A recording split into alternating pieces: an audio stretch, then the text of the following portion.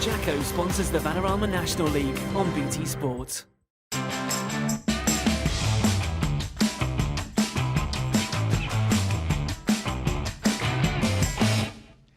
Hello everybody, welcome to our latest highlights programme from the Vanarama National League here on BT Sport. And with the season heading towards its conclusion, this weekend we were here at Whaddon Road for a huge top-of-the-table clash between Cheltenham Town and Grimsby Town. Before we bring you the best of the action from this one, here's what else is coming up.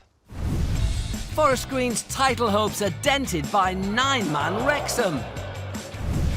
Super subs save the day for Torquay. And Tranmere paid tribute to the late, great Johnny King.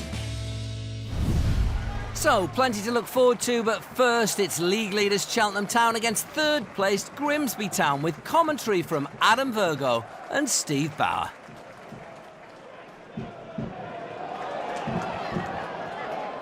Pell to drive forward, and drive forward to good effect. It's a good run from Harry Pell. Pearson doesn't think he touched Pell. The referee does. Harry Pell's overrun it, and he's just been drawn into the foul. I just don't know how much contact there actually was from Sean Pearson to trip him up. I don't think there was enough. My first reaction was he was going to book Pell for simulation.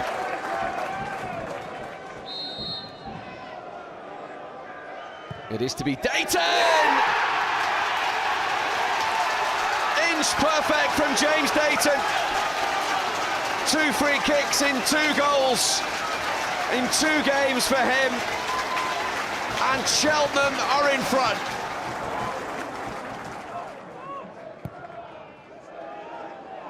It was lifted in towards Monkhouse, almost came to Armand, then Hoban got his head to it, and then fired in by Andy Monkhouse.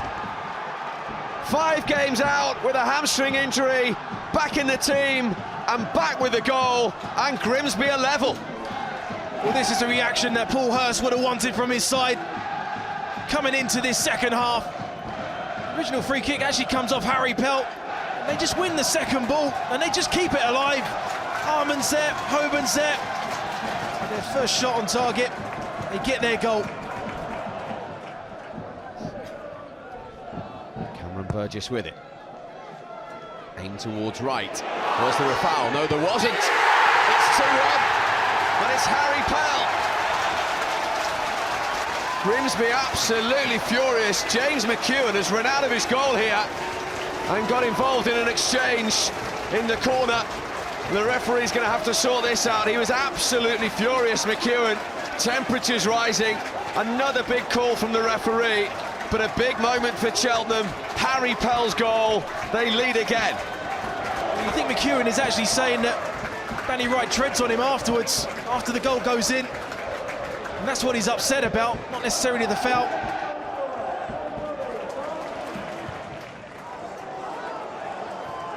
It's come through to Dayton. Here's Munns. Danny Wright! That could be a huge goal. His 21st league goal of the season gives them clear daylight and another stride towards that potential title. And it's a proper striker's header, it really is. That is a quality goal. Here's Holman, all alone, taking on Insala, looking to finish in style, and denied by the woodwork. He's agonisingly close, wasn't he, Dan Holman? Probably deserved that goal on his work rate tonight. Cheltenham have taken another stride towards the Football League. They're 4 games away from an instant return now. Gary Johnson knows the title is theirs to lose. Fantastic atmosphere. Cheltenham Town looked a strong club, didn't it, today? And I was really pleased for the boys. I did tell you that I trusted them, and I'm pleased it didn't come back to bite me on the bum. Any opinion on some of the decisions, some of the lack of decisions from the officials? I don't think we got the rub of the green tonight. I'll have to have a look at them. I haven't seen them. But at the minute, I don't think we've been that lucky, that's for sure. So hopefully we're getting that bad luck out of the way now. Over To Forest Green Rovers, beaten only once in the last 16 matches, but in desperate need of wins to have any chance of overhauling Cheltenham at the top of the National League. They hosted a Wrexham side that defeated the league leaders on Easter Monday. The closest sight of goal in a tight first half saw James Jennings' header cleared off the line by Wrexham's Rob Evans. The home side had failed to score in their previous 2 games at the new lawn. An opportunistic effort from Elliot Freer had visiting keeper Reece Taylor on his toes. Then came the afternoon's first major talking point. Curtis Guthrie wriggled free for Forest Green, Blaine Hudson pulling Guthrie down. And with Hudson adjudged to be the last man, Wrexham were down to 10 men with 18 minutes to play. And just 3 minutes later, Gary Mills's team were reduced to 9. Captain Connor Jennings had pulled back Darren Carter and received a second yellow card. Quarter of an hour left for Forest Green to find a way through. But the 9 men of Wrexham almost did the unthinkable and snatched all 3 points. Simon Heslop on the counter-attack, unable to direct his shot on target. Forest Green had scored just 4 in their previous 5 games. What Adi Pennick would have given for just 1 goal. As the clock ticked past 90, the ball fell to Guthrie, who could only drag wide. At a time of the season where champions are made, Forest Green have now drawn their last 4 matches. Obviously disappointed. We've had enough chances towards the end, probably didn't do enough up until the last 15 minutes. And for them obviously to go down to 9 men is something to take advantage of, and we didn't do that, so disappointed. But we've obviously now got to look at the next 4 games and win as many of them as possible. Magnificent, heroic today. We've proved we're going to keep going, we're not going to throw the towel in with our fans today. It's a magnificent point for us, make no mistake about that. Trips for Torquay fans don't come any longer than Gateshead away, but the team need all the support they can get right now after back-to-back defeats have seen them slip back into the dreaded drop zone. You need more than a fair share of luck to survive in this division, and visiting skipper Angus MacDonald certainly got that as he managed to get the ball clear courtesy of his own crossbar. Torquay had won 5 of their last 10 games to give themselves a chance of survival. They could have broken the deadlock. Sean Harrod's header saved spectacularly by Sam Russell. But Gateshead still harbour playoff ambitions, and they were by far the better side in the first half. An incisive move saw Rob Ramshaw break from midfield, but fire inches wide. Neil Aspin's team, though, were rewarded for their early dominance. After 20 minutes, John Shaw was onside and on hand to lash past Torquay keeper Brendan Moore. That's Shaw's first goal since September. As a player-manager who also drives the team bus, it's fair to say Kevin Nicholson earns his money, but the Torquay boss really showed his worth on Saturday with his substitutions. Nathan Blissett was denied, but kept the ball alive, and just 4 minutes after coming on, Iffy Allen tapped in a precious equaliser. But the best was yet to come. Nicholson introduced Andre Wright into the fray, and less than a minute later, Wright was running at the Gateshead backline before finishing precisely. A huge 3 points for Torquay United, who rise again outside the relegation zone.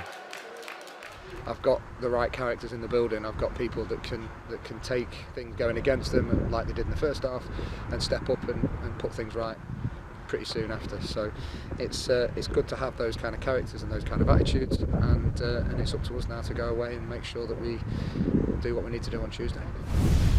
It was an emotional day at Prenton Park in a week where former Tranmere player and manager Johnny King passed away at the age of 77. Fans, players and staff paid tribute with a minute's applause for a club legend who led Rovers to Wembley 6 times in 4 years during his time in charge. Visitors Welling United came into this fixture 8 points from safety, with survival their sole focus. Dean Frost's men ended a club record 23-game run without a win last weekend, and they made the brighter start on Merseyside. Scott Cashkett jinking inside and producing a save from Scott Davis. A 7-match unbeaten run had seen Tranmere surge into the playoff places, and they opened the scoring after 18 minutes. Gary Taylor-Fletcher's pass met on the volley by fullback Lee Vaughan, a super strike, just his second of the season. If the Tranmere opener was a work of art, the Welling equaliser was a horror show. The home side failed to deal with the set piece, and Ian Gale's effort dribbled in via a deflection. And on 72 minutes, Tranmere were trailing. Naughty was as composed as can be, setting up Cadell Daniel to score as Welling fans were able to celebrate just a third away win of the season. Their first victory on the road since October gives them a chance of staying in the National League. Braintree's bid for the playoffs has been boosted by a run of 8 games without defeat, which ended at Aldershot on Easter Monday. Danny Cowley took his team to Moss Rose to face a MACCLESFIELD side sitting comfortably in mid-table. Unsurprisingly, it was the visitors who began with real belief. Dan Sparks forcing a save out of keeper Juan Jalal. And Braintree's best chance in the first half fell to Matt Fry, but he struck the ball over the bar and out of the ground. The Braintree backline had conceded just 3 goals in their previous 7 matches, but their net was under severe threat after 25 minutes. Rhys Stice wrestled to the ground by Sam Habercombe, penalty to MACCLESFIELD. Danny Whitaker converted the spot kick, his 7th of the season, his first of 2016. It could so easily have been 2-0 before the break. George Pilkington's header bundled over the bar. The away side are part of a congested contest for a place in the top 5, and they made the worst possible start to the second half. MACCLESFIELD on the counter-attack, Danny Rowe doing the honours to double the lead, scoring for the first time in 5 months. And 2 became 3 with 25 minutes to play. Defender John McComb with his first goal for the club. MACCLESFIELD well on course for a 3rd win in a row. There was to be some consolation for Cowley as Simeon Akinolo continued his fine scoring form, 3 in 3 for the frontman, but it's back-to-back defeats for his team. 5th from top met 5th from bottom at Crabble. Part-time Dover could continue their fairy tale with playoff football. Halifax are looking to complete a remarkable act of escapology and stay in the National League. The hosts had tasted victory 5 times in their last 7, and they were in front after just 9 minutes. Nicky Devedix drilling in his 14th goal of the campaign. That's twice as many as Devedix managed in the whole of last season. The Dover captain has been Chris Kinnear's creator-in-chief, and with Devedix feeling confident, he decided to try his luck again, this time volleying over Sam Johnson's goal. But Halifax were harder to handle after half-time. Dover keeper Mitch Walker grateful to get his gloves on the ball here. And Jim Harvey's team were inches away from an equaliser. Top scorer Jordan Burrows' header hitting the crossbar. The hosts held on. Halifax dropped back into the bottom 3. Dover fans are daring to dream as they move up to 4th. I thought it was a well-managed game by the players. It's a really nervous time for all teams in the league, and you can see by the results for everybody today. We've just got to manage it, try and get 3 points. We're thankful we've got 3 points, now we've got to look forward to the next game, and it's as simple as that. I thought it was a good game. I was very happy with the way we played. I thought we were excellent, but just where it was important, the only thing we did wrong was concede, and that was poor defending. But that apart, then the rest of it was excellent, and the only thing that we lacked today was a goal. Hit the woodwork, we just scrambled off the line, we couldn't get it over the line, and but some of the effort and the team play today and the spirit was top class, was excellent. A difficult run-in faces a relegation-threatened Guiseley in yellow, who without a win in 10 travel to the Silver Lake Stadium to face promotion hopefuls EASTLEIGH in a game that both teams couldn't afford to lose. The opening goal of this one came out of nowhere. Guiseley's Adam Lockwood thought he was in safe hands, passing back to his keeper Stephen Drench. He wasn't. 1-0 to EASTLEIGH with 2 minutes gone, much to the bemusement of the visiting bench. Drench did atone for his error throughout the game, making sure shots like this one from James Constable were kept well away from the back of the net. And in the second half, Guiseley had the chance to level from a free kick, and James Hurst did just that. Straight and Low saw him bag his 3rd goal for the club before celebrating in what we assume is the shed end. A frustrating draw for both sides ended with this reckless challenge from Guiseley's Lockwood on Luke Coulson. Referee Konstantin Hatzidakis felt a yellow was enough for Lockwood, but EASTLEIGH boss Chris Todd disagreed and after the match felt his side deserved better. It wasn't the best performance by us, but it was a performance that probably deserved the win. Some decisions that went the way that they went the wrong way, to be honest with you, today, because there was a couple of instances where there should have been decisions going our way and they didn't. League survival is within touching distance for Southport. They picked up 4 vital points over their Easter bank holiday weekend and hope to add to that against Gary Hill's Woking, who are currently experiencing their worst run of results since 2003. But all that looked to be coming to an end as the first half belonged to the visitors. Some great build-up play saw an Alex Smith cross laid off to Bournemouth loanee Matt Butcher, who buried his first senior goal with 37 minutes gone. There'd been 13 goals in the last 3 meetings between these clubs, so hopes were high of seeing more. And it was Butcher again with some marvellous footwork and a finish to match, which saw him bag his brace inside 50 minutes. But with all looking lost, Southport were given a lifeline. Woking keeper Jake Cole took a shot to the chin. Defender Joe Robinson failed to deal with the resulting rebound, and up stepped striker Johnny Margetts to reduce the deficit to 1. Margetts, on loan from Tranmere, had a great chance to level the match when Andrew Wright burst into the box, but after an impressive turn, all he found was the outside of the net. Eager to find an equaliser, caretaker manager Andy Bishop rung the changes and it proved vital with 5 minutes left. After some initial head tennis, substitute Craig Westcar converted that volley to take a share of the spoils. A great comeback from Southport sees them stay in 16th, 9 points off the drop. Woking extend their winless run but look safe in 14th. Chester have been dragged into a relegation scrap over the last few weeks, winning only 1 of their last 8. They faced a Boreham Wood side looking to emulate their surprise 3-0 victory over Dover last week. But it was Chester who were quickest out of the blocks. This Ryan Higgins cross found the feet of John Rooney, who swept home to give his side the lead with 11 minutes gone. The visiting fans weren't too downhearted for long because 5 minutes later Boreham Wood found themselves right back in it after a comedy of errors. Chester keeper John Worsnop failed to deal with the oncoming threat, which saw Scott Doe bring the sides level going into the break. John Rooney has been dangerous all season from set pieces and bagged his second from that free kick to regain the home side's advantage. That's his 7th goal of the campaign, equalling brother Wayne's tally. Jamie Lucas, on loan from Bristol Rovers, then managed to round home keeper Worsnop, but the angle was too tight. And with 90 minutes gone, Chester looked set to head into the final few games, 7 points clear of the drop zone, but were dealt a cruel blow when Harry White, on loan from Barnsley, scored his first goal for Boreham Wood. A point gained must feel like 2 dropped for Chester, who, along with the visitors, remain stuck in a battle to stay in the National League.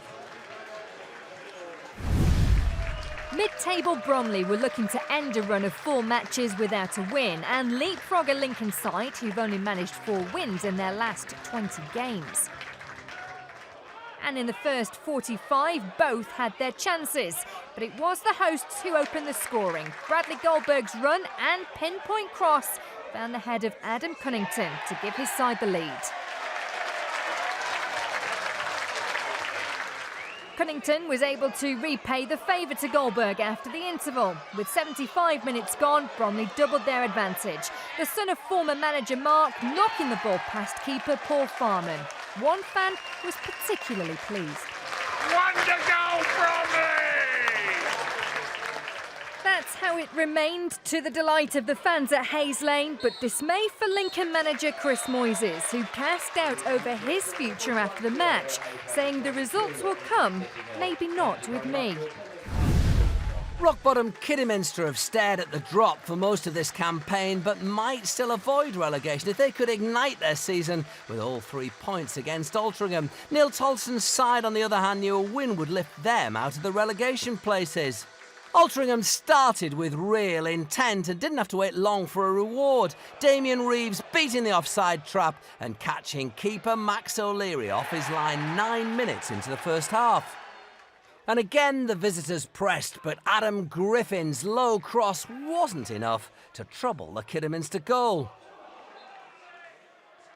In the second half, Kidderminster were the better side but struggled to get past Altrincham's resolute back line. That Ben Whitfield corner saw Kelvin Langmead go close, but it was denied by keeper Tim Deasy. Altrincham have only one victory in the last 12 games but remained a threat. James Lorry's free kick was met by Michael Rankin. But with 89 minutes gone, a slick touch from Kidderminster's Whitfield saw this unstoppable shot bring the teams level and end Altrincham's hopes of taking the full 3 points. The anguish from both sets of players at full time shows a draw was simply not enough for either.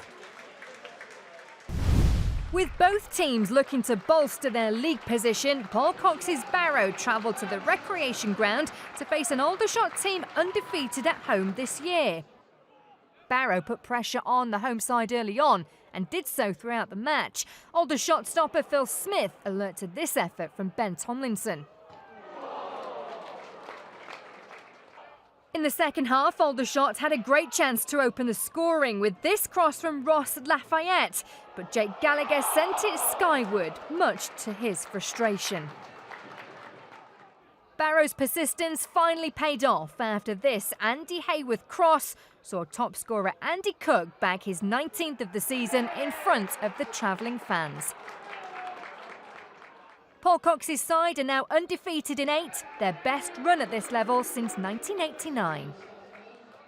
We were lucky on a number of occasions. I think we had 2 or 3 cleared off the line, hit the post. The boys are reaping the actual rewards at the minute because they're coming away with the points and not just say the points, but the performances as well. They're being excellent at the minute, and long may it continue. So as the season edges to its finale, Cheltenham Town sit comfortably in the driving seat, 4 points clear with 4 games left to play. Their return to the Football League seems imminent. Their Gloucestershire rivals Forest Green Rovers, on the other hand, are staring at another tough playoff battle after their 4th consecutive draw. Tranmere stay in the playoff places despite losing 2-1 to Welling, but Braintree and Eastleigh can both overtake them if they win their games in hand. At the other end, Halifax are back in the relegation places after their narrow defeat to Dover. Altrincham, Welling and Kidderminster Harriers join them in the bottom 4. Kevin Nicholson praised his side's character as Torquay United came out 2-1 winners against Gateshead and moved just above the drop zone, and it's going to be a nervous few weeks for Boreham Wood, Guiseley and Chester. Before we leave you, just to mark your card that next week's highlights programme from the Vanarama National League will be at 10:15 on Sunday evening on BT Sport 1. That's it for this week. Thanks for watching. We'll see you again soon.